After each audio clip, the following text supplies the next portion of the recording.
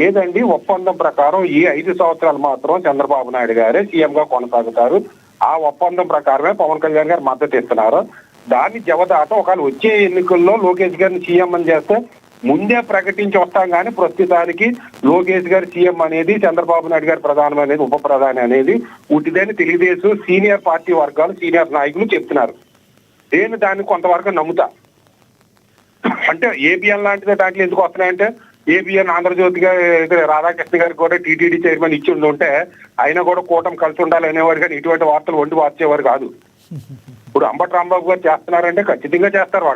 వాళ్ళకి ఏంటంటే అంబటి రాంబాబు గారు 1989లో రేపల్లో నెగ్గిన తర్వాత అతను కాపుల్లో 3వ వర్గాన్ని తీసుకొచ్చి ఆ రేపాల కాన్స్టిట్యున్సీని 89 తర్వాత కాపులకు లేకుండా చేసిన వ్యక్తి. 89 నుంచి మళ్ళీ 2000 రాజశేఖర రెడ్డి గారి దగ్గర ఉన్నప్పుడు కూడా కాపులకు ఇవ్వద్దు, నాకు ఇవ్వద్దు అని చెప్పాడని అది ఆరోపణలు ఉన్నాయి. ఆ రోజున రేపల్ని ఎలా నాశనం చేశాడో ఈ రోజున రాష్ట్రంలో ఉన్న కాపుల భవిష్యత్తుని నాశనం చేయాలని చూస్తున్నాడు. 2వ ముద్ర కనుక చేద్దామని చూస్తున్నాడు అంబటి రాంబాబు.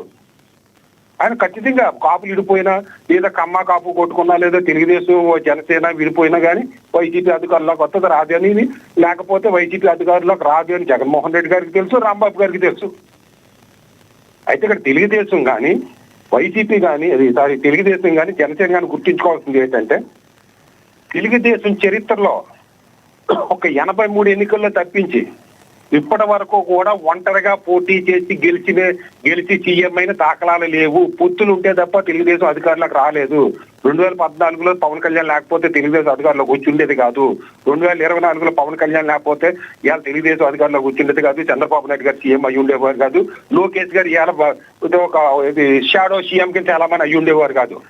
అలాగే పవన్ కళ్యాణ్ గారు కూడా 2019లో ఘోరంగా ఓడిపోయి పొత్తులు ఉన్నందువల్ల ఇవాళ 100% స్ట్రైక్ రేట్తో విజయం సాధించగలిగాడు. దీన్ని గుర్తించుకోవాలి.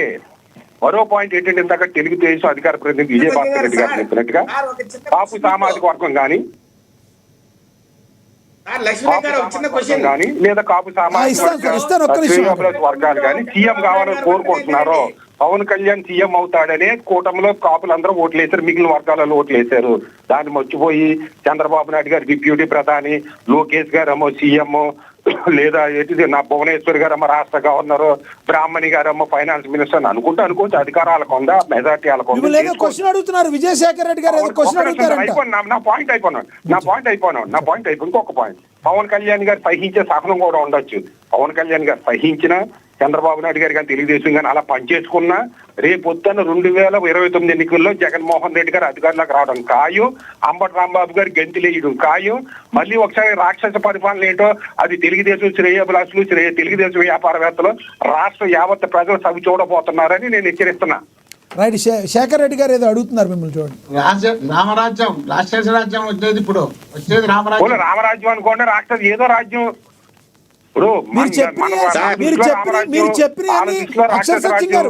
మీరు చెప్పిన అన్ని వింటుంటే ఆ ఎలివేషన్స్ రోమాలు నెక్కబడుచుకున్నాయి. ఎవరికి? మోహన్ రెడ్డి గారికి. లాస్ట్లో మళ్ళీ రాక్షస రాజ్యం అనగానే ఒక్కసారిగా రోమాలు డౌన్ అయిపోయినాయి. మీరు అలా మాట్లాడితే అట్ట. అప్పటి వరకు మీరు ఇచ్చారు కదా జాకీ. చంద్రబాబు నాయుడు గారి కోసం, పవన్ కళ్యాణ్ గారి కోసం నేను చెప్పను సార్, వాస్తవాలే చెప్తా. Right, okay. శేఖర్ రెడ్డి గారు ఏమనుకుంటున్నారో అది చెప్తున్నా. నేను ఒక్క నిమిషం, చివరగా జనసేన తెలుగుదేశం కలిసిమెలిసి ఉండాలి, ఒకరికొకరు ఉపయోగపడాలి, ఒకరికొకరు కాపాడుకోవాలి. అంతేగాని జనసేన సమాధుల మీద పవన్ కళ్యాణ్ గారి నెత్తి మీద కూర్చుని తెలుగుదేశం అధికారం అనుభవిందాము, పవన్ కళ్యాణ్ గారిని తొక్కేద్దామని భావిస్తే మీరు చేతులారా అధికారాన్ని జగన్మోహన్ రెడ్డి గారికి, వైసీపీకి ఇచ్చిన వాళ్ళు అవుతారు. రైట్, శేఖర్ రెడ్డి గారు జగన్మోహన్ రెడ్డి గారి కాలంలో దానికి కారకులు లోకేష్ గారు వర్గం, తెలుగుదేశం పార్టీ, తెలుగుదేశం మాడి అవుతాది. ఒక్క నిమిషం శేఖర్ రెడ్డి గారు మిమ్మల్ని క్వశ్చన్ అడుగుతారంట, మాట్లాడండి. శేఖర్ రెడ్డి గారు అడగండి. చంద్రబాబు నాయుడు గారు 1999లో ఆ రోజు బీజేపీకి పెద్ద ఓట శాతమే లేదు ఆంధ్రాలో. అయినా ఆ రోజు బీజేపీతో చాలా తక్కువ పర్సెంటేజ్ ఉన్న పార్టీతో అంటే మద్దతు పెట్టుకోవాలా, వాజ్పేయి గారితో మాకు మంచి అనుభవం ఉంది కాబట్టి ఆ రోజు వెళ్ళిన మాట వాస్తవం. అంటే అది ఆల్మోస్ట్ ఒంటరిగా వెళ్ళినట్టేనండి. ఇప్పుడు జగన్మోహన్ గారు సిపిఎం తో ఫోటో అయితే పెట్టుకున్నారుగా, రకరకాల వ్యక్తులతో కాదు సార్. రాజశేఖర రెడ్డి ముఖ్యమంత్రి అయినప్పుడు సార్ నిమిషం వినండి ప్లీజ్. రాజశేఖర రెడ్డి గారు సమాధానం చెప్పిందా ఇంకో క్వశ్చన్ ఎంతమందితో పొత్తు పెట్టుకున్నారు సార్? సార్ దీని సమాధానం చెప్పేసి సార్ దానికి ఏదో సమాధానం చెప్తారంట చూడండి. ఎస్ చెప్పండి సరే సరే చెప్పండి. సార్ ఇప్పుడు బీజేపీకి ఓటు బ్యాంక్ లేదంటారు, కరెక్టే, నేను ఒప్పుకుంటా, రైట్. కానీ బీజేపీ చరిత్ర ఏం చెప్తుందంటే బీజేపీతో పొత్తు పెట్టుకుంటే మీరు అధికారంలోకి వచ్చారు, చంద్రబాబు నాయుడు గారు సీఎం అయ్యారు. ఆ తర్వాత ఎలక్షన్ లో బీజేపీకి పొత్తు ఓటు బ్యాంక్ ఏమీ లేదు, మనకు అనవసరాన్ని పొత్తు పెట్టుకోవడం మానేశారు, మీరు ఓడిపోయారు. నేను చెప్పేది అది, మీరు పొత్తులు పెట్టుకుంటేనే చంద్రబాబు నాయుడు గారు సీఎం అయ్యారు, తెలుగుదేశం అధికారంలోకి వచ్చింది. ఎన్టీ రామారావు గారు కూడా కమ్యూనిస్టులతో పొత్తు పెట్టుకున్నప్పుడు అధికారంలోకి వచ్చింది. మీరు పొత్తులో లేకపోతే ఎప్పుడు ఏ ఎలక్షన్ లో మీరు నెక్కి అధికారంలోకి వచ్చారు చెప్పండి. నేను వాస్తవం అలాగే పవన్ కళ్యాణ్ గారు కూడా పొత్తులు లేకపోతే ఓడిపోయారని చెప్తున్నాను. నేను నిష్పక్షపాతంగా చెప్తున్నా, పొత్తులు ఉంటేనే 100% స్ట్రైక్ రేట్ సాధించారు, పొత్తులు లేకపోతే 2 సీట్ల పవన్ కళ్యాణ్ గారు కూడా ఓడిపోయారని చెప్తున్నా. జగన్మోహన్ గారు మాట్లాడండి, వాళ్ళు లెవెల్గా పోయారా ఎప్పుడన్నా? వాళ్ళు కూడా పొత్తులతో పోయారు కదా అన్నా నేను. ఏం సార్ సత్యం గారు, ఇప్పుడు ఓన్లీ మీరు చంద్రబాబు నాయుడు గారిని పవన్ కళ్యాణ్ గారిని అంటున్నారు, రాజశేఖర రెడ్డి గారు కూడా. ఎస్ సార్, మీ మాట వినపడుతున్నా, నేను చెప్తున్నాను మీ మాట. శేఖర్ రెడ్డి గారు మీ మాట ఆయనకి వినబడలేదు, నేను చెప్తున్నాను, నేను అడుగుతున్నాను, మీ మాట ఆయనకి వినబడలేదు. ఎస్ ఎప్పుడైతే మీరు జగన్మోహన్ రెడ్డి గారి గురించో లేదంటే రాజశేఖర రెడ్డి గారి గురించి మెయిన్ మాట్లాడతలేదు, మెయిన్ రాజశేఖర రెడ్డి గారు కూడా పొత్తులు పెట్టున్నారు. ఎప్పుడు మా చంద్రబాబు నాయుడు గారిని మీరు టార్గెట్ చేసి ఎందుకు మాట్లాడుతున్నారు, పవన్ కళ్యాణ్ గారిని ఎందుకు టార్గెట్ చేస్తున్నారు అని అడుగుతున్నారు. రాజశేఖర రెడ్డి గారు 2004లో పొత్తు పెట్టుకోకపోతే కాంగ్రెస్ పార్టీ అధికారంలోకి వచ్చిండేది కాదు, రాజశేఖర రెడ్డి గారు సీఎం అయ్యి ఉండేవారు కాదు, జగన్మోహన్ రెడ్డి గారికి ఇవాళ బట్టలు వేసుకో ప్రచారం చేయడానికి డబ్బులు కూడా ఉండేవి కాదు, పార్టీ పెట్టుకోవడానికి కూడా డబ్బులు ఉండేవి కాదని అనేక పర్యాయాలు మన మోహన్ రెడ్డి గారు ఉన్న డిబేట్ లోనే చెప్పాను నేను. ఆయన నా మీద విరుచుకు పడ్డారు కూడా, నువ్వెక్కడ లిస్టు అని. అటు ఇప్పుడు డిబేట్ అది కాదు కాబట్టి తెలుగుదేశానికి జనసేనకి మధ్యలో ఉన్న సంబంధాల గురించే కాబట్టి నేను చెప్పలే. నేను ఇప్పుడు చెప్తా, రాజశేఖర రెడ్డి గారు ఆ రోజు పొత్తు పెట్టుకోకపోతే సీఎం అయ్యి ఉండేవారు కాదు, సీఎం అందకపోతే జగన్మోహన్ రెడ్డి గారి కుటుంబం ఇప్పటికి అప్పుల్లో ఉండేది.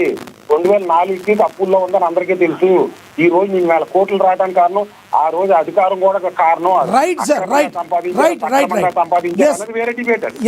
ఎస్ మీకు చెప్పిన అభిప్రాయం అర్థమైంది, మీరు అందుబాటులో ఉన్న కంక్లూడ్ చేద్దరు కానీ మోహన్ రెడ్డి గారు కంక్లూడ్ చేయండి సార్ ప్లీజ్. మోహన్ రెడ్డి గారు, నాకు ముందే ఇష్టం ఉండదు, ఈ రోజు నా పెళ్లి రోజు అందులో అబద్ధాలు చెప్పాలంటే నాకు అస్సలు ఇష్టం ఉండదు. కంగ్రాచులేషన్స్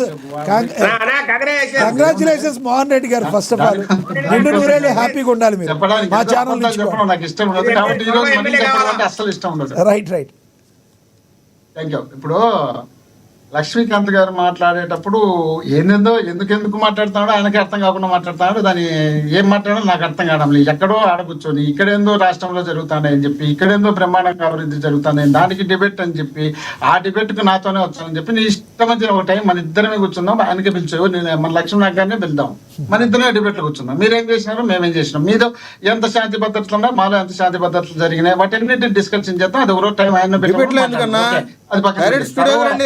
ఓకే తమ్మి కొంచెం తర్వాత మావాడు విజయశేఖర రెడ్డి చెప్తున్నాడు ఏమని, రెడ్లు జగన్మోహన్ రెడ్డి దూరం చేసినాడు, రెడ్లకి ఇబ్బంది పెట్టాడు, వాళ్ళకి ఇబ్బంది పెట్టి. జగన్మోహన్ రెడ్డి అనే ఆయన ప్రజలకు మేలు చేయాలనే ఉద్దేశంలో భాగంగా పార్టీలో ఉన్నటువంటి క్యాడర్ను పూర్తి స్థాయిలో ఎంకరేజ్ చేయలేదు, దాంట్లో డౌట్ లేదు. రెండోది, మీరు చెప్పినట్టు నేను చెప్పినట్టు వాలంటీర్ వ్యవస్థ పెట్టిన తర్వాత వాలంటీర్ని పెట్టినోడు పార్టీ నాయకుడే కదా, పార్టీ నాయకుని ద్వారా పెట్టినారు కాబట్టి వీళ్ళందరూ కలిసి ప్రజలకు సేవ చేసే దాంట్లో భాగంగా ఉంటారనుకున్నారు. కానీ వాలంటీర్ వ్యవస్థ ఏమైందంటే వాళ్ళు వాళ్ళ లీడర్షిప్ ను ఒక పక్కన సపోర్ట్ చేసి ఒక పక్కన డ్యామేజ్ చేయడం వల్ల అక్కడ లీడర్లు డ్యామేజ్ అయినారు. గ్రామ స్థాయిలో ప్రజలకు మేలు జరిగింది కాబట్టి మీరందరూ గంపగుత్తగా వచ్చి పోటీ చేసినా కూడా 40% ఓటు శాతం వచ్చిందంటే అదంతా జగన్మోహన్ రెడ్డి గారు చేసిన